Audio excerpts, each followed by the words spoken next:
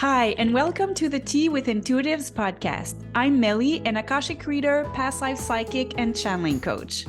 And I'm Brittany, an esoteric energy healer and inner child healing coach. Each episode, we answer one of your questions about spirituality, the Akashic records, energy healing, meditation, spirit guides, and the unseen world. So we invite you to grab your cup of tea while we talk numerology with numerologist, energy healer, and card reader Sandra Ka. But before we dive into this subject, Brittany, what tea are you drinking? I'm actually really excited because I have an iced tea and I got it on my recent trip to Savannah, Georgia. It's called the Emperor's Bride and it's a black tea base, but it has like pineapple and elderberry and a lot of citrus. It's really, really good. Wow, I'm really curious about that. What a blend. It is delicious. Meli, what tea are you drinking? I am drinking the Sublime blend, which is chamomile, lemongrass, and what else? Something else. And rose, right? Of course. Yes. Of course, Rose. Of course. Meli, it looks like you have something special going on right now for our listeners only. Yeah. And I noticed that your channeling course is now being offered in English. It is. At long last, it was truly a labor of love. I've put so much into it. It's an 8-module course that I first created in French, and now it's finally in English. It was a huge undertaking, and I have a gift for our listeners. So if you want to learn how to channel your guides, or maybe you're kind of doing it, but you'd like to be more intentional, have a structure, my channeling course is for you. So for all the Tea with Intuitives listener, I'm offering a 10% discount on the course with the promo code podcast10. I'm going to leave it in the show notes. So just click on the show notes and it's going to take you to the course homepage. Yay! That's really exciting. I hope everyone takes advantage of that. It's super special. Yeah. I am excited to get started with, do you say Sandra or Sandra? Oh, she doesn't mind. You can say it either way. She's French from France, so I say Sandra. But oh, wow. I'll say Sandra. I feel like Sandra is like very American. it is, yeah. And you'll see she speaks a mix of French and British accent. It's really, really nice. Okay. Sandra it is. Yes. Okay, so Sandra actually is someone I met while I was practicing card reading, and we did an exchange and it immediately clicked. I feel like she's a soul sister in France, and she has a daughter who's called Melissa, and I'm called Melissa. And so, I don't know, we have the same energy, and we started talking, and it happened so that she specializes in numerology, and it's a subject that I don't really know about. And a year ago, on my birthday, I turned 42 on the 24th of February. So I was like, oh, there's something in numbers. And I just asked her what's going on there. And she just gave me a mini numerology reading that was awesome. So I was like, oh, I want to get her on the show. So first question that I asked her is, what is numerology? Hi, everybody. Hi, Brittany Meli, and thank you very much for having me today on your podcast. Numerology is a tool for self-knowledge, self-improvement, and spiritual reconnection. It is technically the study of numbers and their influence on us. Why numbers? Because when you look at nature, you find numbers everywhere. You find numbers in the reason why a flower is pleasing to the eye. That's a golden number. You find numbers in colors. You find numbers in music. I have come to believe that maybe numbers could be the language of the universe. Maybe the universe creates in numbers. And it makes sense if you accept the idea that everything is energy, because numbers are energies. Numbers in numerology are little characters, little people, I like to call them, with very different personalities and gifts and positive and negative traits. And those are both shaping us and influencing us. And that's what we study in numerology. Let's just say that numerology serves as sticky notes, as a reminder of who we truly are and where we're at in the long history of our soul's existence. It is thus basically a spiritual tool.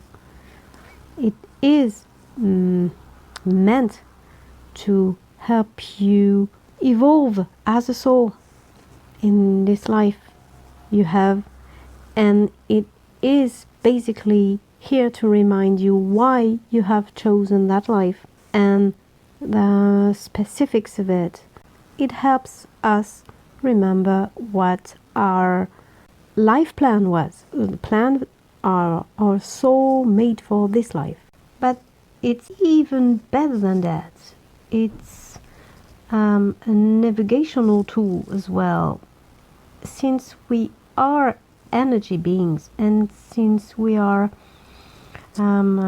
bathing in energy, since everything is energy around us, and we are subjected to the ebb and flow of the universe. We are part of it, and we are breathing along with it. Numerology helps us resync, in a way, to that universal breath, if you will, in order to make the best of it and not fight against the current, which most of us do, because many of us are guided by our egos and our minds and what we want and what we can't let go of, and what we want to press upon life, and all the wanting. And numerology is a tool which helps you letting go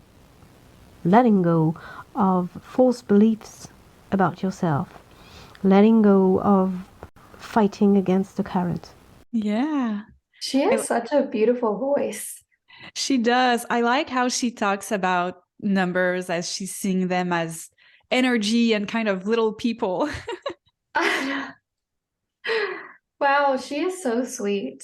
Yeah. What a great intro. I'm excited for what's next if that's her introduction. Second question. How did you end up practicing numerology? I'm excited to hear.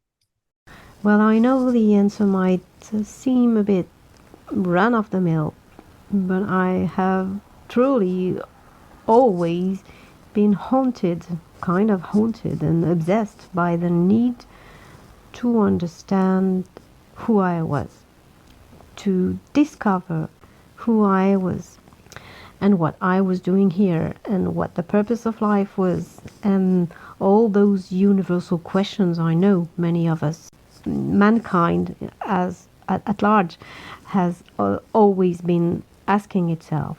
Very early on, I remember myself questioning the world and doubting the truth is, between quotes, that I was fed. I could not believe that the purpose of life was mere reproduction of the species. I could not believe that life was you're born, you toil and suffer and sweat, and then you die and disappear into nothingness. That felt so untrue to me without even knowing why. So when I was 15 and met my first boyfriend, he did reconnect me to spirituality. And in that, I found answers which made more sense to me, which resonated with what I knew deep down. And with this whole new way of looking at the world came a bunch of tools to help us remember who we are. And so I did dive into them and try everything I could in order to answer my questions about myself and my purpose and all the rest. So I did try astrology, but it was a bit too complex for me. I did try pendulum and oracle cards, which I still use. Well, long story short, let's just say that my explorations led me to numerology. That was back in 2019, and I came across a course which I felt encouraged to follow, and then I bought books, and then I really delved into the matter, and I had friends around who agreed to be my guinea pigs. and I drew a lot of charts, and among those friends, a really special one to my heart gave me a real push toward becoming a practitioner, if I may say. One day he told me that someone he knew was holding such a fair, and that person was looking for a numerologist. And I said, I'm no numerologist. Are you kidding me? I just did a few charts. And he said, yeah, but just try. And so I called that person, and she was a medium, and she said, okay, you come. I want you. Okay. And so I went, and after that I did a few more fairs, and they really helped me gain confidence in that tool. Truly, the more you practice something, the better you get at it, and then the more acquainted with your tool you become. And it's true, really, those fairs and seeing a lot of people on the span of a weekend really did help me understand numerology far better than I had before.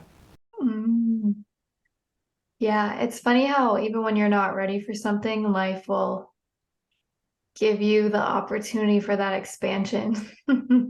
Yeah. Oftentimes that's what happens. And I wouldn't be surprised if the spirit guides were kind of nudging her friend, telling her, okay, go ahead, participate in that fair and consider yourself a numerologist. Because oftentimes spirit guides are like, of course, you're an expert in that. Just go. Okay, so next question, we asked, what can people learn through numerology and how does it help improve their lives? So there are two sides to numerology. One I call analytic numerology, and the other I call predictive numerology. Analytic numerology is a black on white portrait of us. Very blunt sometimes, very clear and undoubtable. Because we as humans are globally disconnected from ourselves and our intuition. Because we as humans tend to believe what others think of us more than what we think about ourselves. Because we want to please, and we want to perform, and we want to be admired, we tend to create a fake self and to try and be happy within that fake role. and we can't. So analytic numerology can help us resync with our real personality and real purpose and real role and real self. It can also remind us what we wanted to do with this life, and also what is the real path to your own happiness, not your cat's, not your dad's, not your neighbor's happiness, or what those people think a happy life should look like, but what is a happy life for you. In such, yes, numerology clearly is a self-acceptance tool and a self-love tool. In its predictive aspect, it helps us act in a more conscious and prepared way by showing us the ebb and flow of the universe and how to surf on the wave, because I believe we can do anything. For having studied numerology, mostly that there are windows in which things are made easier for you, certain things and certain actions with a certain energy are encouraged when the right energy is playing, And if you want to do something with a completely different energy at that time, it will not be helped. It will not be supported. So knowing when the energies change in your year and in your life help you make wiser decisions, eventually living a happier and more satisfying life as the person you are, on the right path for you, knowing when to jump and when to crouch. I love it. Beautiful. Yeah, me too. When to jump and when to crouch. Right. Did she use your time of birth or anything? If she used my what?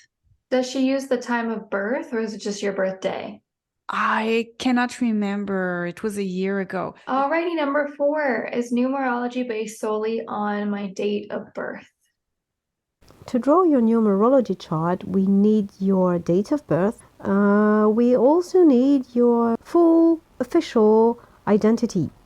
First name, middle name, all the names you have, nickname, and your last name. With your names, we can identify the main energies which are at work in your personality. With your date of birth, on the other hand, we can calculate your life path, and your life path is the main experience your soul wants to make in this life. It is the way to your greatest fulfillment and happiness, but it's also demanding because it asks you to develop gifts you have dormant, and not to rely on what you know already, but to discover yourself anew, if you will. I'll give you an example. Let's say that for different reasons, because of your education, because of the fake self you have built around yourself, and the things you think you should be doing to be a good person or to be loved or to be happy, let's say that for all those reasons you decide that you want to, I don't know, devote your life to your work. You're very hardworking, you're only work oriented, you're all work, okay?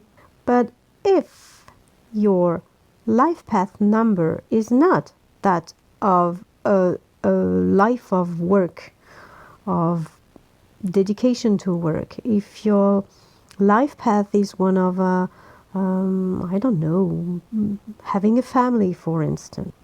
And if you still insist on proving something to yourself or to somebody by being the biggest, hardest worker ever and not taking the time to find love and make a family, you will somehow miss the point of this incarnation. And that is still okay. Of course, we can and we will double classes, if I can use that phrase. We will, our souls will want to learn things, and we will try and we will incarnate to do just that, and we will sometimes not manage, and that's okay, and we will come back and we have eternity for that, and that's fine. But we can use some shortcuts sometimes, and knowing your life path is one of them. Knowing that we still have our free will, and if we don't want to follow that path because it's boring to us or we're just reluctant, then we just won't follow it and we'll possibly have to come back and try that again. Because that's no punishment. I mean, that's a piece of our soul's puzzle that's still missing for it to be complete. And we're coming down here on Earth specifically to learn a few difficult lessons. And so we all should remember that we are very brave to be here today. And if we can help ourselves, if we can make it easier on ourselves, why not do it?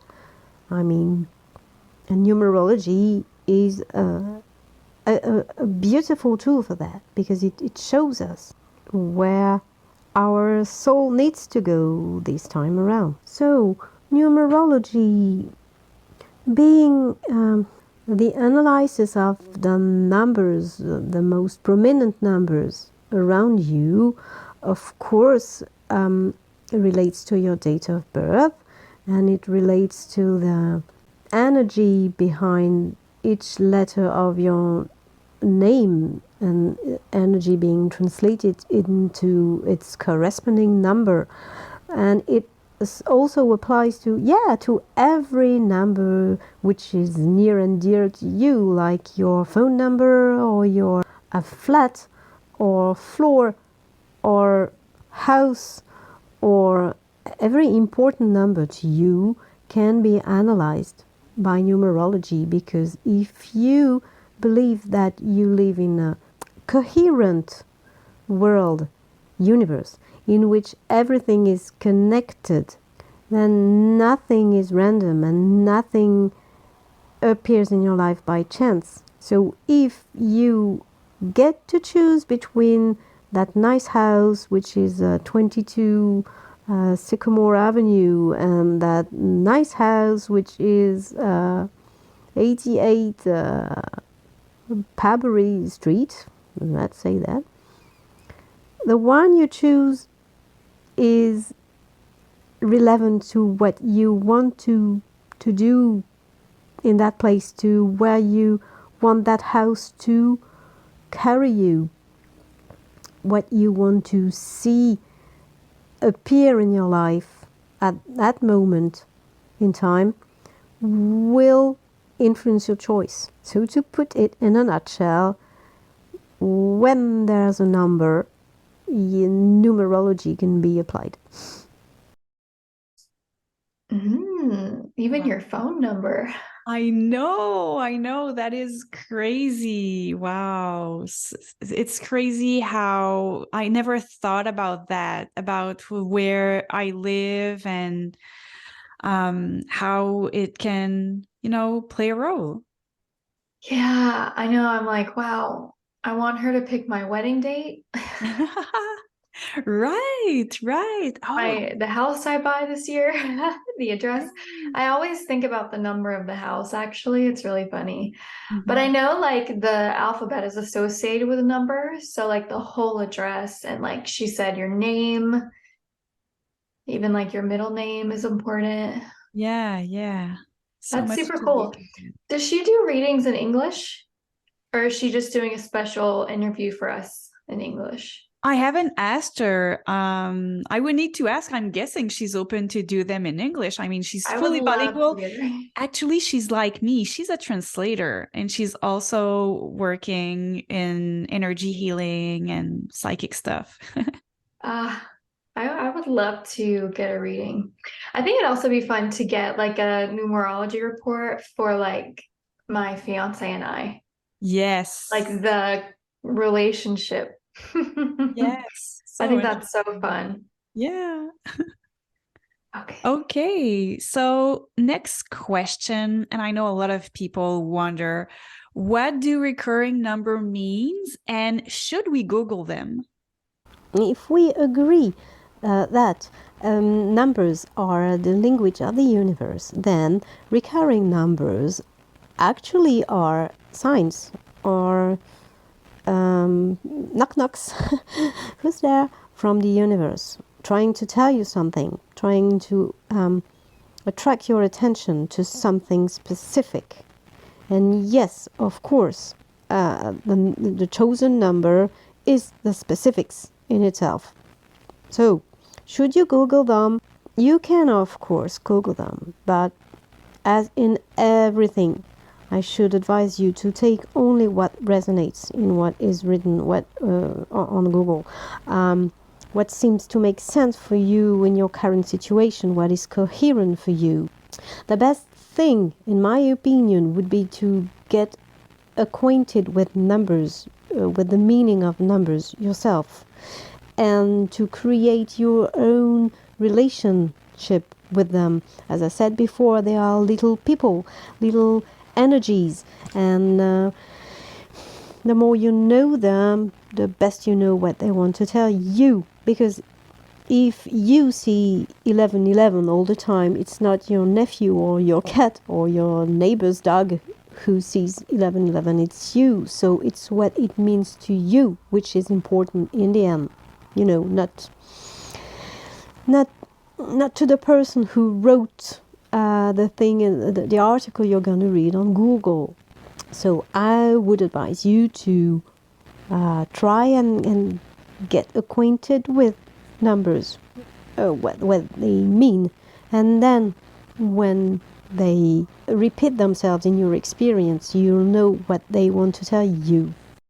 Yes, I have so many recurring numbers. I mean, I had a chat with two friends. Well, we still have that chat, and we used to text all the numbers like we're francophone. So it's like, oh, 22, 22. So we have more recurring numbers than in English when we use the AM, PM system. So we're Uh, lucky in that way. And we stopped doing it because it was so crazy. We saw so many recurring numbers. And Brittany, I know that you had one too. my number is any variation of 1 and 8. 81, 18, 818, 181. It's everywhere. Yeah. I sent it to you a few times. I was like, oh, I'm seeing it. I think it's for Brittany. Yeah, a couple of people have sent me those numbers. It's really funny. Nice. Yeah. Our next question, is there a lucky number in numerology? Are numbers giving you an easier life? Mm. I will say that there is no universally lucky or unlucky number. I will say that everything is made of energy, and energy is neutral. So, by extrapolation, that means that nothing is bad and nothing is good unless you believe it is. So, there is no lucky number or unlucky number unless you give it the power to be lucky or unlucky for you. That being said, if you have certain prominent numbers in your chart, they will have a stronger influence on you. For instance, we're in 2023, which makes 7. 3 plus 2 plus 2, okay? This year is vibrating for everyone under the number 7. If you have many 7s in your chart, then this year and the lessons it offers will be more intense for you. And as I said before, if you resist the energy this number is trying to help you integrate, then it will be more difficult for you. If on the other hand you're accepting to go with the flow and open yourself to the energy, then everything will seem easier and luckier to you because you're going with the flow. So no, there's no universal lucky or unlucky or easier number. There are numbers that can help you, provided you work with them at the right time when they vibrate in the world around you more. For instance, if you want to make home improvement and structural work on your house, you would be well advised to wait for a time, a month, for instance, which vibrates with the according number. There is a number for home improvement. And if you wait until that time, then everything will go smoothly, more smoothly than at another time, because everything is aligned and you're doing the right thing at the right time. So in that way, yeah, some numbers can give you an easier life depending on what you want to do and when you do it. Fascinating. That was I was going to say the same. I mean, there is a number for home improvement. That's crazy. I feel like this also, I think I should just note that also we can't discount like our intuition and like our gut feeling. But if your intuition and your gut feeling aligns with what the numerology is saying, like I feel like that would be very powerful. Yes, that's what I was thinking. And also in life, we have these phases, we have these doors opening and closing, and it's all about being in touch with your intuition, your gut feeling on where you need to be. And I have a feeling that for people who have a harder time getting in touch with their intuition, because there can be so many reasons to that, then numerology is a very good tool. Next question, I wanted to know, it was my question. I want to know if the number 13 is unlucky, and I'll explain why I really wanted to ask that question after she answers. Same answer as before. There is nothing lucky or unlucky unless you believe it is. Wherever you put your faith becomes truth in your experience. That being said, number 13 is one of the karmic debts number. It relates to unfinished work, and it can often be found in the charts of very hard-working people, those who can't nap or rest without feeling guilty because there's something inside is telling them that they should be working instead, and they're being lazy. And a 1 plus 3 gives 4, and 4 is the number for self-discipline, rectitude and work. If you haven't learned the lesson of number 4 in a former life, leaving unfinished projects, you will often bear that depth number. So you know your relation to work in this lifetime is biased. But when you bring something to the light of your awareness, then you can work on it. Until you do so, everything is just hidden in the darkness of your unconscious and sabotaging you. Knowing that you have some karmic debt in 13 helps you change your relationship to work for a constructive one instead of one tinted with guilt and remorse. I'm not sure that really answered the question. So my short answer will be no. Number 13 is not unlucky. Nothing is unlucky unless you believe it is. Did I say that already? Great answer. So the reason why I wanted to ask that question is because my father and my paternal grandfather were both born on the 13th. And so on that side of the family, it was always considered to be a very, very lucky number. Okay. Well, it's really funny because, okay, in January, I started a new job and I was there for 6 weeks and I left that job. But while I was there, I kept seeing the number 13. And so I would be like doing payroll or having a meeting with someone or whatever it was going to be. And the number 13 would keep standing out. I remember writing the number 1313 on a piece of paper. It was like I was calculating some stuff. And so I just stared. I literally just stared and I was like, why is this pulling me in? This number was literally like a black hole sucking me in. And she just said that if you're seeing this number a lot, it's like an overextension of work and, you're not resting or whatever it is, like you're overextending yourself in your work life. And wow, that just was really cool. Yeah.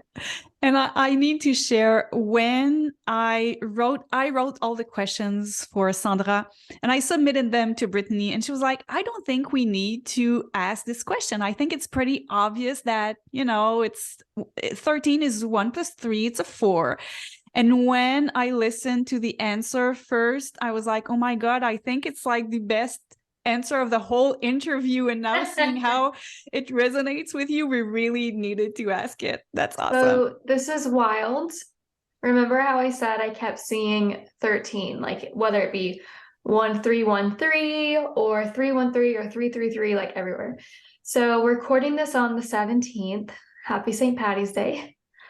I left my job officially on 313, which was Monday.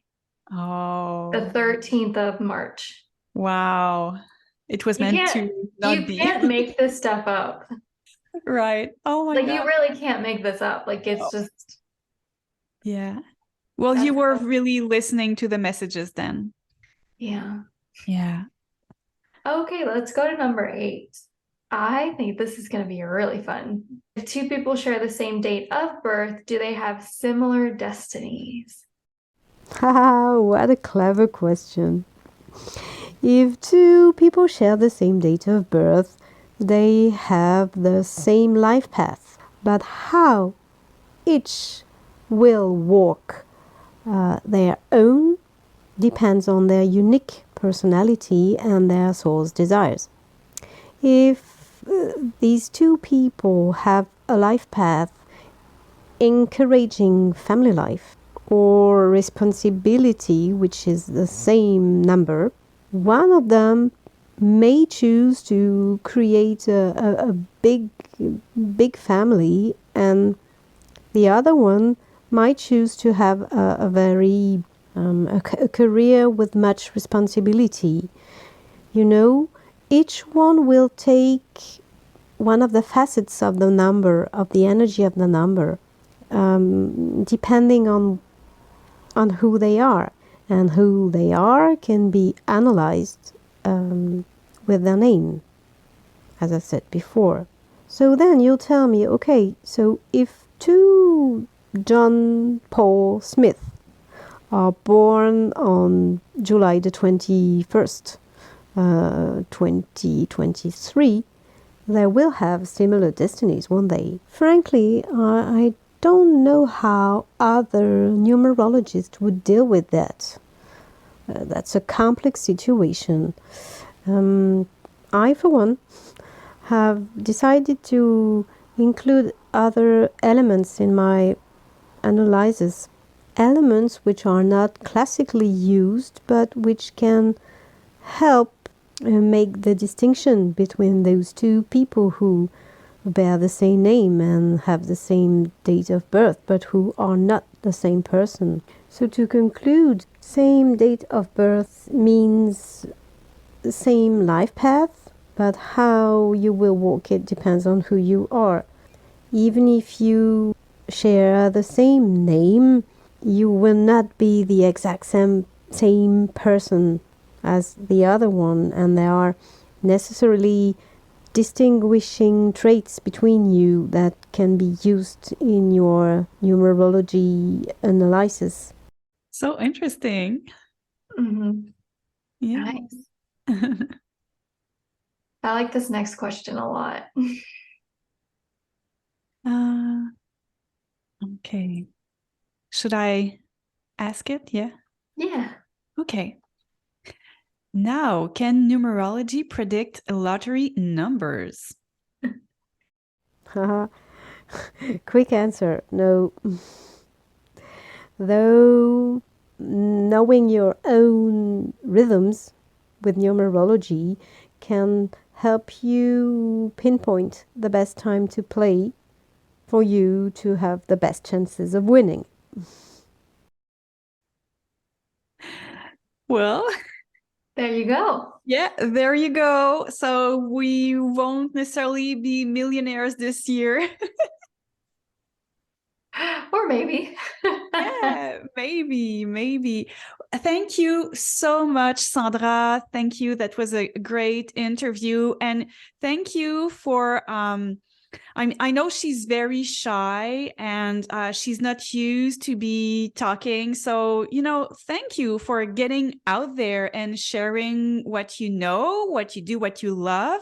And if you want a reading with her, as I said, I'm pretty sure that she's giving them in English because, she's bilingual. Why not?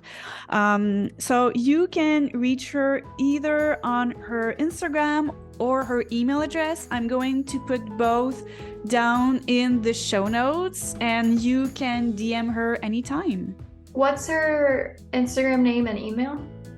Yeah, it's a bit complicated. That's why I said I'm going to put it in the show notes. I know it's the name of her company is Akashaya and she writes it with dots and everything. So just go and click on the show notes. It's going to be much more easier. Thank you for listening to the Tea with Intuitives podcast. If you have a question for us, you can send it at teawithintuitives@gmail.com or via Instagram or YouTube. Your love for this podcast helps us grow and reach more like-minded souls, so don't forget to rate, review, and subscribe to this podcast. Have a beautiful week.